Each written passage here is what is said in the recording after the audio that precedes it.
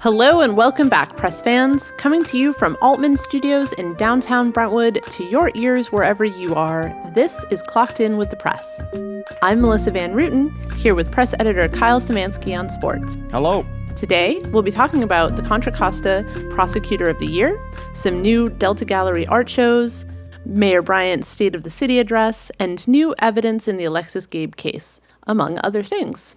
But first, let's hear a quick word from this episode's sponsor.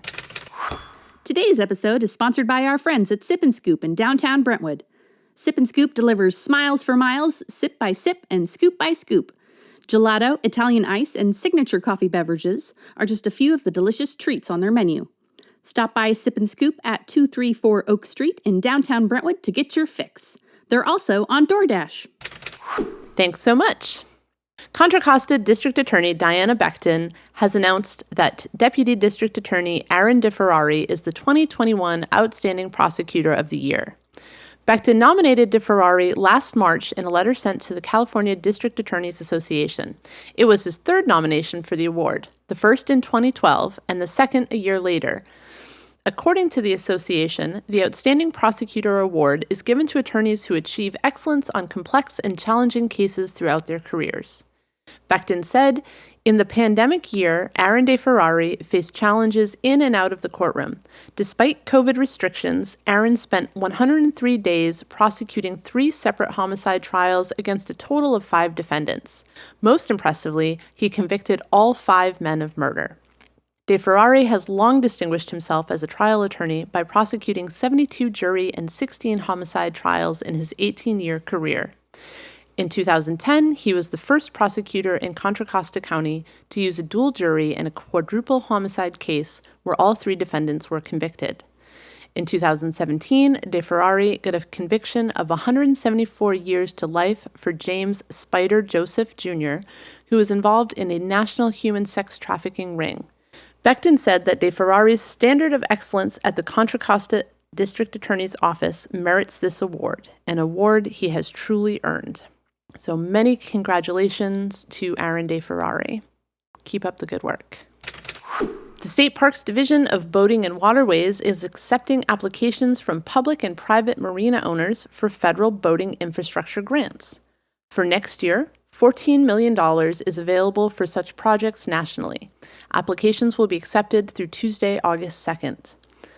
Funded by the U.S. Fish and Wildlife Service, Wildlife and Sport Fish Restoration Program, the Boating Infrastructure Grants is a competitive program open to publicly and privately owned marinas to renovate or construct visitor docks, restrooms, gangways, and dockside utility hookups for transient recreational boats 26 feet or longer.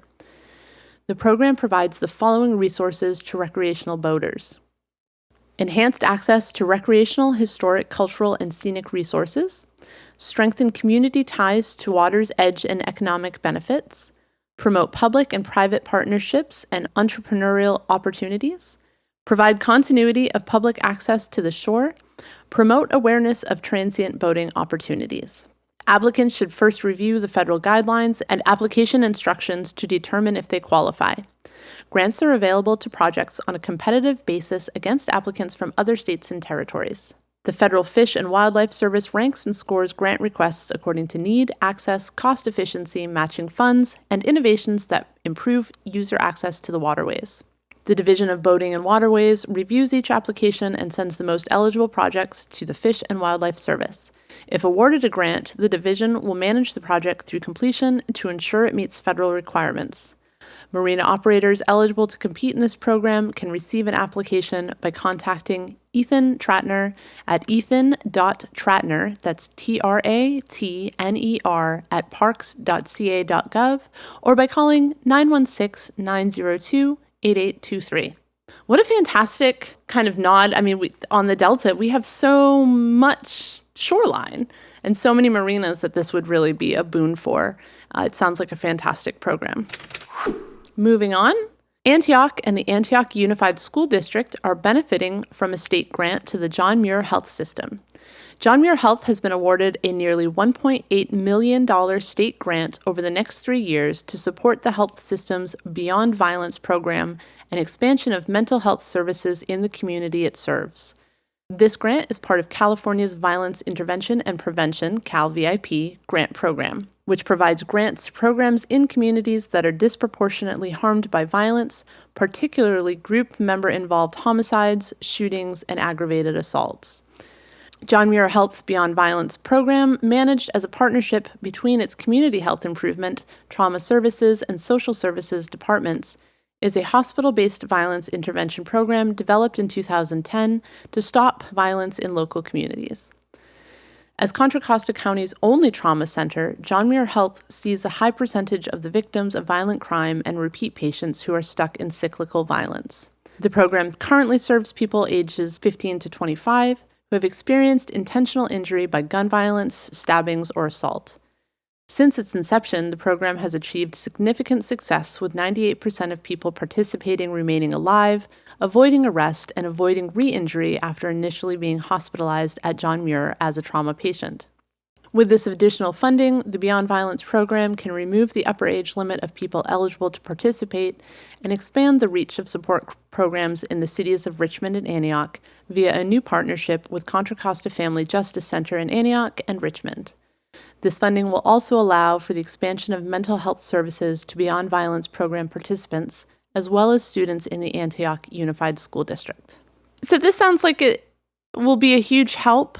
I mean, we see a lot of the trauma from this area get flown to John Muir, and it's no secret that mental health programs can always use more funding. You know, there's such a stigma attached to it. The more we talk about it as a community, the more we interact with others that have been trauma victims, I feel like the more benefit it's going to do, and this sounds like it's really going to open that up a little bit. Delta Gallery Community Art Center kicks off summer by announcing 2 new art shows that open to the public on July 8th. These include the Art Guild of the Delta Third Quarter Art Show with original artwork by local artists and a special show by the Paint Group. PAINT stands for Promoting Arts, Individuals, and Natural Talents Program. The third quarter show from the Art Guild of the Delta includes painting, photography, sculpture, ceramics, and jewelry. The Paint Group Art Show is a collection of artwork showcasing local talent from participants of the Paint Group program, a Brentwood-based creative arts day program for adults with intellectual challenges. Among the works featured are whimsical landscapes and colorful abstract paintings that offer a glimpse into the creative minds, imaginations, and experiences of the Paint Group artists. The group's goal is to help each person reach their highest level of artistic achievement and to encourage personal growth, self-reliance, and self-esteem through the creative process. An artist reception will be held on Saturday, July 16th from 6 to 8 p.m. to introduce the new artwork to the public. The Art Guild of the Delta is based in East Contra Costa County, founded in 2013 as a nonprofit to build a network of artists to work together to promote and inspire creative influences amongst themselves and their community. The Delta Gallery Community Art Center is in the Streets of Brentwood Shopping Center, located at 2485 Sand Creek Road, Suite 128, Brentwood. The paint program is at 8335 Brentwood Boulevard, Suite F, right here in Brentwood. And on Instagram, you can follow them at Paint Program, or on Facebook, also Paint Art Program. For complete art show details, class schedule, and registration, visit www.deltagallery.com/classes-and-workshops. Yeah, and I remember when the art gallery over there in the Streets of Brentwood first opened. And I think it's really a hidden gem that doesn't quite get the attention that it deserves. It's been there for, a multitude of years, and it's really a good, fun, free way for the community to get out and see some local talent. And it's also very entertaining to see some very good artists here locally. For sure. And I know that they have, you can apply. If you're a local artist, definitely take a minute. You can download the application right from their website. They're always looking for more artists to join. I think the gallery itself is run as a co-op. I was actually over at the Streets the other day, and I was pleasantly surprised to see how many people were going in and out of the gallery. They were open, and they had quite a few visitors in there. And I believe they run a little gift shop, too, if people are interested in buying some artwork for their home. And, one thing that I like is, when I go there with friends and sometimes they get stuck shopping, right? It's a good opportunity to step away from the whole shopping scene to see some good art. For sure. I'm much more of an art admirer than a shopper, so that works out well. All right, we're going to take another quick moment to hear from today's episode sponsor. But when we come back, we'll hear all the sports updates and some breaking news. Stay tuned. Today's episode of Clocked In with the Press is brought to you by our friends at Sip & Scoop in downtown Brentwood. Sip & Scoop started out as a food truck, serving coffee, hot cocoa, and desserts on the go, but the demand was so high that they had to open a shop at 234 Oak Street. Here at Clocked In, we love Sip & Scoop. They're just a few doors down from our offices, and we're there often enough that they know our names and orders. It's like Cheers, but better, because there's dessert. Try their cold brew coffee, or choose a latte or Americano for a classic coffee drink that can't be beat. And we haven't even talked about their breakfast sandwiches and avocado toast. Have I mentioned the root beer floats and the iced lemonades? Those are my personal favorites. Okay, obviously I could talk about food all day, but here's the point. You gotta go to Sip & Scoop. Visit them at 234 Oak Street in downtown Brentwood, or have Sip & Scoop brought to you wherever you are by DoorDash. Having an event? Let Sip & Scoop cater it. Give them a call at 925-684-7710 to find out more. All right, thank you very much to our sponsor. Let's head to the Diamond. Heritage High School alum Paul Blackburn has been named to the Major League Baseball All-Star team. He is the first player from Heritage High School to reach Major League Baseball's prestigious team. He's also the first Heritage alum to be an MLB All-Star. Blackburn, who was named to the American League All-Star team on Saturday, July 10th, is enjoying the best season of his career. Through his start on Friday, July 8th, Blackburn had a 3.36 ERA and 73 strikeouts and 91 innings pitched. Additionally, while Oakland has struggled through most of the season, Blackburn has managed to maintain a winning individual record, going 6-4. Blackburn's journey to his All-Star game has been anything but a smooth path. He was drafted out of high school by the Chicago Cubs in the first round of the 2012 supplemental draft. He was number 56 chosen overall. And the right-hander remained in the Chicago organization until the 2016 trade deadline, when he was dealt to the Seattle Mariners. Blackburn stayed in the Seattle organization for the remainder of that season, and in the offseason he was traded to Oakland. On July 1st, 2017, Blackburn made his MLB debut. Blackburn was the only player named to the American League team from Oakland, though others could join him in the coming days as other players drop out for various reasons. And for people who want to see him on the national stage, the game will be played on Tuesday, July 19th at Dodger Stadium in Los Angeles, and that is on Fox television. Fantastic. Congratulations to Paul Blackburn. What an amazing achievement. Yeah, and this is not only a fantastic honor for him, but I think it is a fantastic lesson for kids because, you know, a lot of times people think, oh, he's an all-star, you know, his path to that point has been easy. That's not been the case for Paul Blackburn. He was in the minor leagues, toiling in the lower levels of, you know, minor leagues for several years. And then a few times he'd come up to the major leagues, struggle, and be demoted back to the minor leagues. You know, it's kind of unclear what's clicked for him this season, but something's clicking for him, and hopefully he stays in the majors. And I think this will be a huge boost for his ego and for his confidence. For sure. Talk about a sea change moment, you know, and it just goes to show, once again, hard work and perseverance really pays off. All right, and heading back to the Diamond, let's go to the little kids. East County Little League's senior division will soon compete in the Western Regional Tournament in Missoula, Montana. The softball team from East County's Little League Senior Division has proven itself to be the best team in the area, and soon it will get a chance to play against the best teams in the Western United States and possibly beyond. The East County team won the District 4 championship by defeating a team from Richmond 2-1 in a best-of-3 series. That set up another best-of-3 series against a team from Sacramento's Airport Little League. The East County team swept a pair of games on Saturday, July 9th, winning both decisively 19-1 and 18-3. That gave the East County team a ticket to the Western Regional Tournament in Missoula, Montana, from July 22nd to the 26th. Other teams there will be a team from Missoula, another Montana team, a Southern California squad, as well as teams from Hawaii, Arizona, and Washington State competing in a round-robin format. Only the Western Regional Champion will get a chance to play at the Senior League Softball World Series, which will be held in Lower Sussex, Delaware, from August 1st to 6th.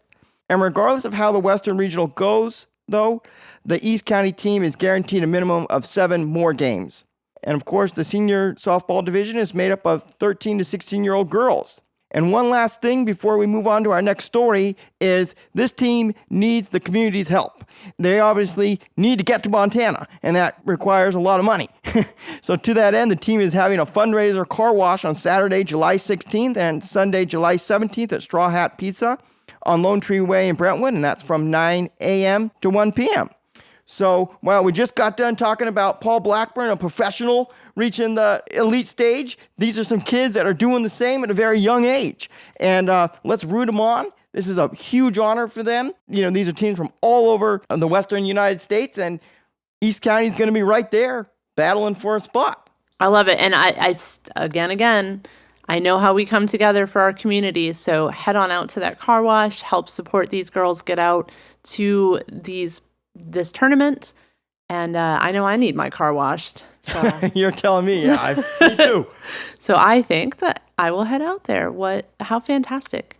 How excellent. And not to be left out, the East County Little League's 10 to 12 age group softball All-Stars won their District 4 tournament. And they played 5 games in 4 days to win the District 4 tournament. The team beat Martinez twice to secure the title. And switching to a different league, but still youth, the 2025 Delta Valley baseball team, composed of Heritage and Liberty baseball players, recently won the Casey Yoakum tournament in Reno, Nevada. The squad went 6-0 in the tournament and currently has a record of 17-0-1 this season. And it's really cool, Melissa. What I'm seeing here in youth sports is that these kids are playing year-round. And one thing that I know helps you improve, right, is continuing to play. So for a lot of kids who play and then they take the summer off or something and they return to their sport, that's no longer the case. These kids are playing year-round, and it's showing. Look at all the success that we're seeing here in the East County. It definitely does show. I joke all the time about, especially baseball out here. It seems like it's another full-time job for the parents to get the kids to the practices and the tournaments and the home games, everything. But it does. It obviously pays off, and the kids wouldn't do it if they didn't love it. Just keep it up. Keep up the hard work, because you could be named to the All-Star team one year. Absolutely. It's going to happen. I can feel it in my bones. All right, keeping with the good news here, we got Discovery Bay resident Riley Lee, a St. Mary's High School student, finished 11th in the 1-meter springboard event at the California Interscholastic Federation Diving Championships in Clovis. She finished the event with a new personal high score of 415.75 and set a St. Mary's girls diving record for the highest place at the state competition. And St. Mary's is, of course, a private school in Stockton. And this is a unique story, Melissa, because this girl has been succeeding in this entire season, but because she kind of goes to school in Stockton, she's kind of overshadowed by her local competitors. But she reached out to us and said, hey, I'm here and I'm doing big things, and we want to give her the proper honor because she's standing tall with her competitors. That's really cool. I always love to watch diving. It's just fascinating to me. We never had a swim team or a diving team at my high school, so it's really fun because it's a big thing out here, growing up in Massachusetts. It's like, yeah, we had leaks, but again, it's year-round. You can do it year-round out here, and the hard work, it just all pays off. So congratulations on the personal high score and the school record. Keep up the hard work. Yeah, and one thing that continues to shock me about divers is when you watch diving, I don't know how they enter the water so precisely. There's no splash. I don't know how you do that. I don't. Just a side I belly flop in cannonballs, so that's about where I'm at. All right, and we've been focusing on some individual moments, but let's focus on a collective success for a minute. Before we get back to the news, I wanted our listeners to know that the Heritage High School has rolled out a really cool virtual memory book that allows students and fans alike to relive the school's best sports moments last school year. And to view that book in its entirety, visit @HeritagePats on Twitter. And with that, Melissa, I think that wraps up our sports for this week, but let's get back to the news. Before we move on from sports, I want to give a little shout out to Kyle here, who we just found out won 3rd place in the National Newspaper Association contest for Best Sports Story. And the judge's comment, I think it really means a lot. He wrote a story about, which game was it? Do you remember? It was Heritage versus Liberty football. There you go. And so what the judges said was they don't usually, a recap, I don't know what the official term for it is, but, a play-by-play game story is not usually a story that is chosen to place in this competition. And they said it was so good and so well written, it seemed like they were sitting right there on the 50-yard line. So I just want to give that shout out to Kyle, because I know he's not going to claim the accolades for it himself. Very humble, but great job. Well, if we're talking about awards here, Melissa. No. I'm talking about sports. My third place award is interesting. But you won a first place award for your fantastic photo of a dog being given oxygen at a fire scene. I'm sitting on the sidelines watching a football game. You're in literally the heat of battle because it's a fire, and you're snapping award-winning photos. So congratulations to you, too. Thank you so much. And then we also had some winners for design. Second place, right, to one of our designers, Sherry, in the production department, and then also for some creative ads. So to Connie and Annie. So accolades all around. It's been an exciting couple of weeks. And now we can move on to the rest of our news. All right, let's do that. So going from sports to performing arts, which is my arena, I suppose, the long-awaited Bristow Middle School Theater enters its final stages this summer, with crews working to get the building ready by the October deadline. With classroom spaces for Bristow's arts programs, a stage, dressing rooms, and storage, this new theater is an example of Contra Costa County's Measure B in action. Prior to this year, Bristow Middle School was the only one of the 3 middle schools that did not have a dedicated theater. However, after planning, community outreach, and input, Bristow's theater and music programs will have larger spaces in which to rehearse. The additions also include about 30 new parking spaces behind the theater and a staging area for storage or set building. The new theater is to be named after current Brentwood Union School District board member Emil Geddes, a contributor to the district since 1967, who has been a teacher, counselor, and board member for the district. He is also the head of Geddes Music, a local music store and an instrument rental company. "It is our future," Geddes said about his love for education. "I believe that people in education should be and are dedicated to the children in the community." Geddes also cited music and the discipline it teaches as integral to his learning experience and that of his students. The theater dedication announcement happened during a school district meeting where several members congratulated Geddes and spoke about this time and impact on their lives. "I didn't expect it. I'm honored. That legacy is so wonderful," Geddes said, smiling. For those of you who don't know, who listen to the podcast, theater and dance is actually what I went to college for. I thought for sure my name would be up in lights someday, but, life takes you in other directions and equally as fulfilling. But it's so important to encourage the arts in our schools, whether it's theater or music or visual arts or dance.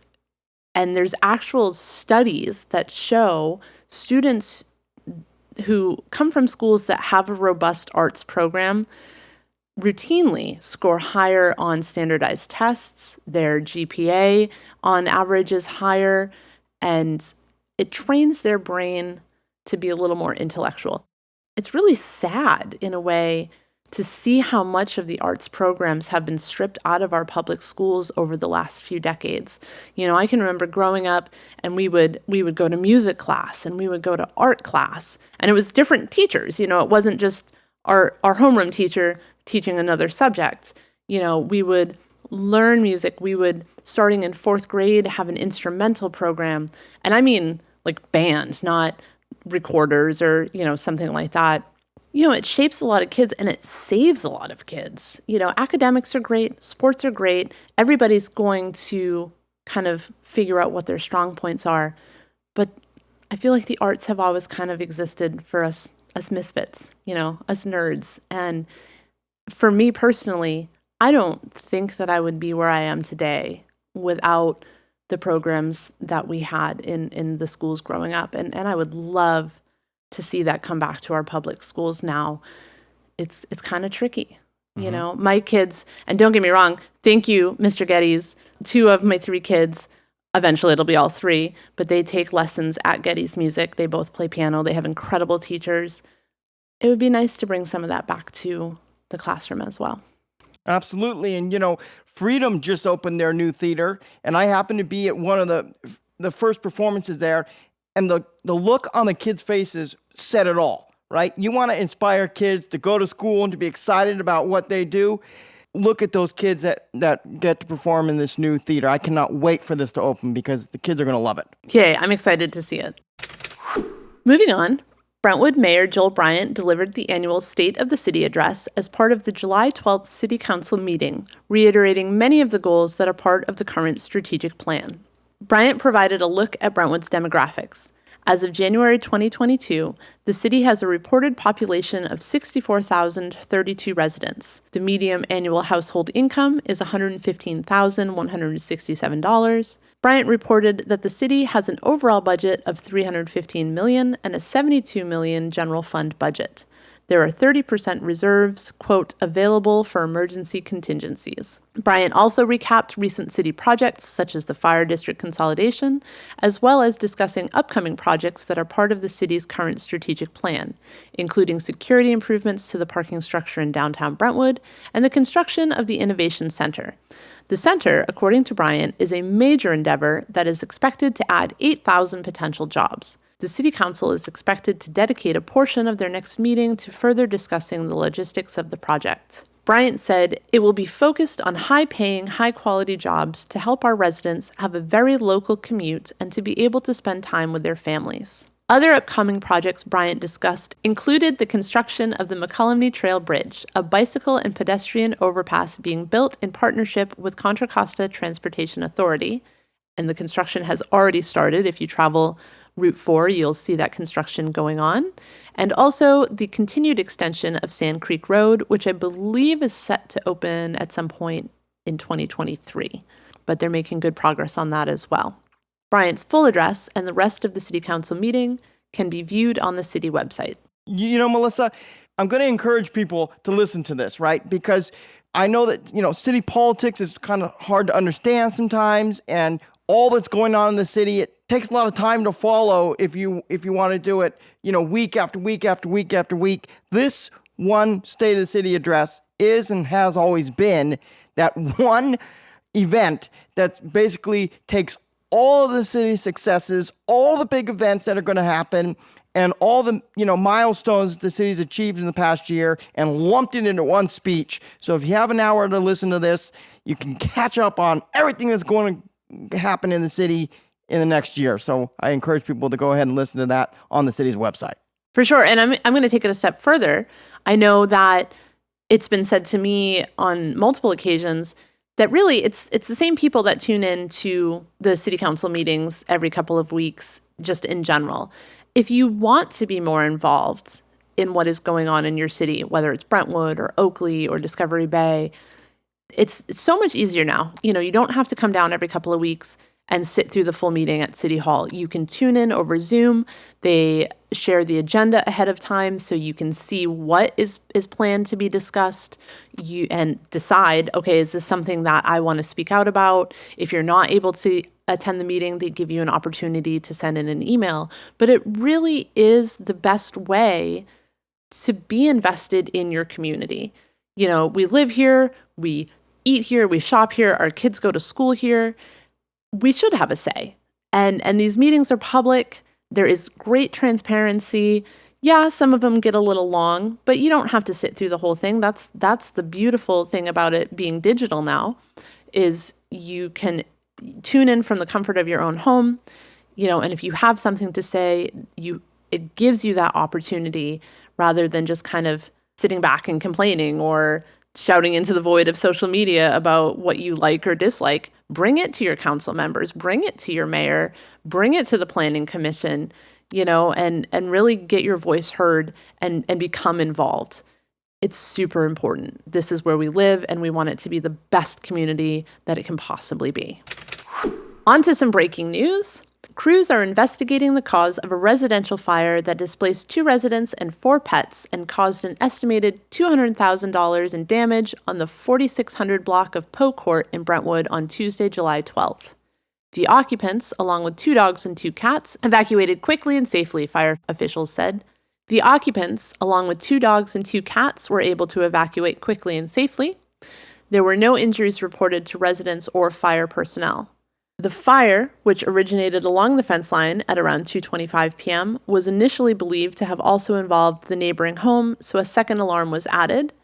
Once crews arrived on scene, they did realize it was limited to only the one structure, and they had the fire put out in about 10 to 15 minutes. Also, kind of a post-annexation benefit is Tuesday it was really hot, and so Confire, when the temperatures get to a certain point or the heat index is leading to really difficult conditions, they bring out what is called a hydration unit, and they get that all set up so that when the fire crews are done with their task on scene, they're able to come over, they get some water, they had some beef jerky out there, they have the little electrolyte packs that they can put in, and they also have EMTs on scene to check the fire crew's blood pressure and heart rate, which was a really interesting thing to see. I mean, there were a bunch of crews out there on Tuesday. It was particularly hot. It was a bit humid, so that heat index was really up there. They were already under a warm weather advisory. So it was good to see our fire crews being taken care of right at the scene, making sure when they come off the line that they're able to go and sit and drink some water, maybe put an ice pack on their neck if they need to. I know for a lot of people, the annexation was maybe a little bittersweet, but it's nice to see some of these added resources out there helping our crews. There was a new development in the Alexis Gabe case over the weekend. A handwritten note might contain clues as to the location of Gabe's body. The family of Alexis Gabe, the woman who disappeared in January and is now believed to be a victim of foul play, released information from the Antioch police on social media that may lead to the discovery of her body. The Facebook post from July 8th by Alexis's father, Gwyn, includes a scan of handwritten directions to a location in Pioneer about an hour east of Sacramento, as well as a July 7th letter from Antioch Police Sergeant James Stenger alleging the handwritten note belonged to Marshall Jones. Jones was the ex-boyfriend of Gabe and law enforcement's primary suspect in her disappearance. He was killed by police on June 1st near Seattle during an altercation in which he charged officers while brandishing a knife. The handwritten note was discovered during the execution of a search warrant at a Vacaville home in February, according to Oakley Police Detective Tyler Horn. Horn said, after a handwriting comparison, these handwritten directions were apparently written by Marshall Jones. The directions are from Vacaville, California, where Marshall's sister's house is located, to a remote location in Pioneer, California. The handwritten directions were obtained after the execution of a search warrant. Investigators initially believed the directions would lead them to where Jones buried Gabe's body, according to Stenger, but efforts to locate the body after following the directions yielded no results, even with the use of cadaver dogs. In the letter to Gabe's parents, Stenger wrote, "We know that Marshall Jones wrote these directions to Pioneer and believe he used them to dispose of Alexis's body near where the directions end. A friend of Marshall's came forward after Marshall was killed and gave a statement that Marshall called the friend about 2 weeks before Alexis disappeared." According to Stenger, the friend and Jones determined that the best way to dispose of a body would be to bury it in a forest or to hide it in a septic tank. Stenger wanted to, quote, make it clear that the friend thought Jones was kidding about killing Gabe. Stenger continued, "We have not been able to locate anyone Marshall knew in the Pioneer area and do not know why he chose this location. However, we do know that all residents and businesses in that area have septic tanks." In a subsequent Facebook post, Gwyn said Horn had taken the family to Pioneer on July 7th to show them the locations that had been searched since the discovery of the directions in February. According to Gwyn Gabe, investigators have searched over 200 acres in the area over the past several months with help from more than 100 search teams from Contra Costa, Amador, El Dorado, and Placer counties. Gabe noted that areas of the forest had not yet been searched due to the challenge for inexperienced searchers. Stacey Dorsey, the West Coast director for the Class Kids Foundation, wrote in a statement that she had met with Horn on July 1st in Pioneer in an effort to determine possible next steps in the search. The foundation had first lent its resources to the search for Alexis Gabe in late April. Dorsey wrote, "In my 10-plus years working with law enforcement, I can honestly say I have never seen such dedication and thoroughness. We will continue to stand by and study the information for new potential search areas. Law enforcement echoed Dorsey's statement, reaffirming that their own efforts would continue as well. Stenger wrote, "We have not given up on finding Alexis. We are continuing to search and continuing to follow up on any leads that we get." As of press time, Oakley Police had not responded to requests for further comment. I did also see that they are planning a search. They're hoping to find the rest of Alexis's cell phone. I guess they found the case, and then I think I saw that they found the screen, but they need the internal workings of the cell phone in order to possibly pull data from that as well. I believe that's happening this weekend. You can check out the Help Find Alexis Gabe Facebook group.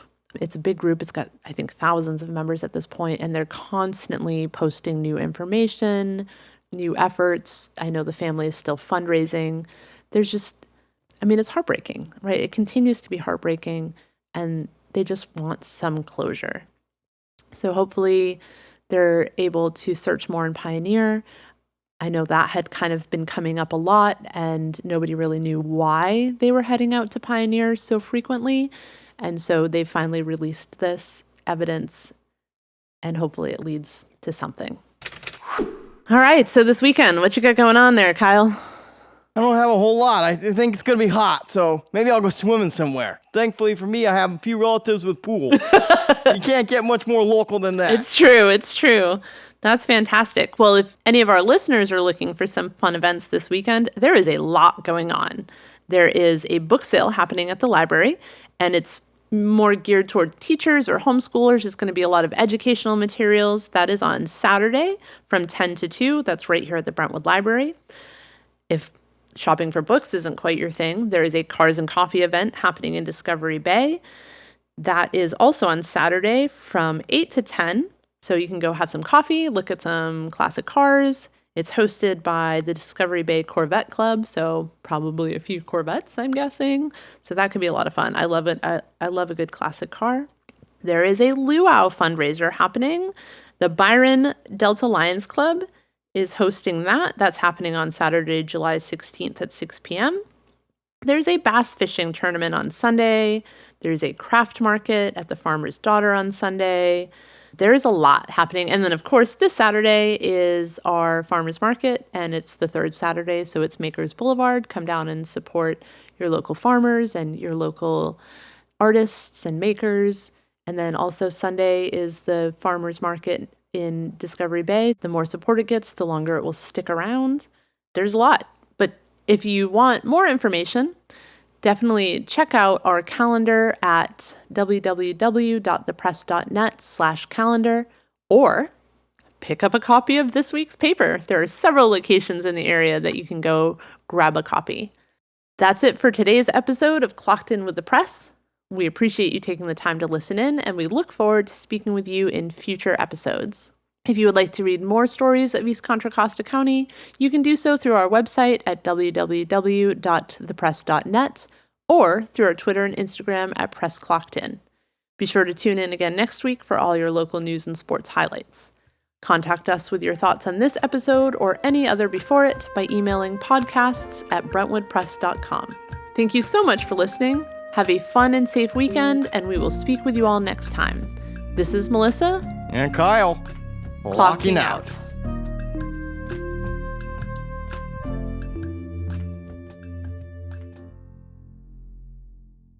Thanks again to this week's sponsor, Sip and Scoop.